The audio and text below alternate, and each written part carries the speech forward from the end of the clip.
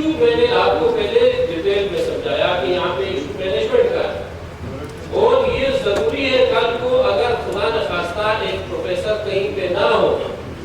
Automatically اس طرح کوئی professor نہیں بنتا کہ بس ایک چلا گیا دوسرا آٹومیٹک پروفیسر بن گیا، اس طرح نہیں ہے جناب اسپیکر۔ یہ قانون سازی اس لیے کی جا رہی ہے کہ مستقبل میں اگر اس طرح کے نقصانات ہو تو پھر ہم اس سے بچا جا سکے۔ یہ صرف آغا صاحب کے لیے نہیں ہے، میں نہیں چاہ رہا تھا کہ ان چیزوں کو ہم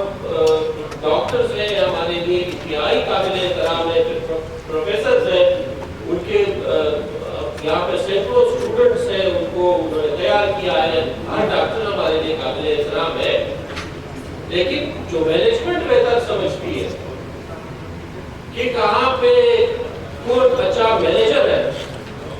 اور قانون اس کی اجازت دیتی ہے وہ 18 گریڈ کا ہو، وہ 19 کا ہو، آج تک کوئی ایسا نہیں ہوا ہے کہ ہم نے وہ کیا۔ یہاں پہ ڈاکٹر صاحب نے، میں نے اور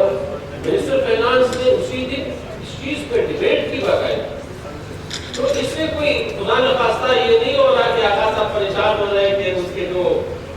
کزن ہے اس کو کچھ ہوگا، اس کو کچھ نہیں ہوگا، لیٹ ہم ریٹائر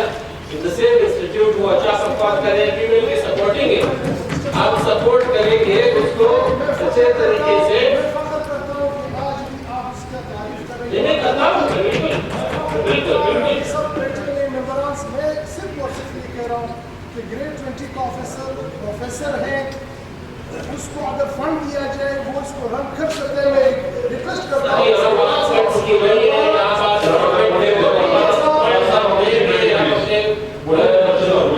ان کی خاطر فنڈز بھی دے رہے ہیں، اور باقاعدہ منسٹر فائنانس نے مہربانی کی ہے، اس کی جو بجٹ ہے جو بھی اگر بجٹس وغیرہ چاہیے وہ ہم دے رہے ہیں، we are board members, board میں یہ چیزیں آئیں گی، اس کو ہم ڈسکس کریں گے۔ اس وقت اسپیسیفکلی جو ہے وہ ایک ہی چیز ہے کہ امینڈمنٹ، تو اس پہ ہمیں رائٹ ہے کہ ہم اس پہ ووٹنگ کریں تاکہ فیوچر میں یہ اچھی قانون سازی ہے، اس میں کوئی وہ پرسنل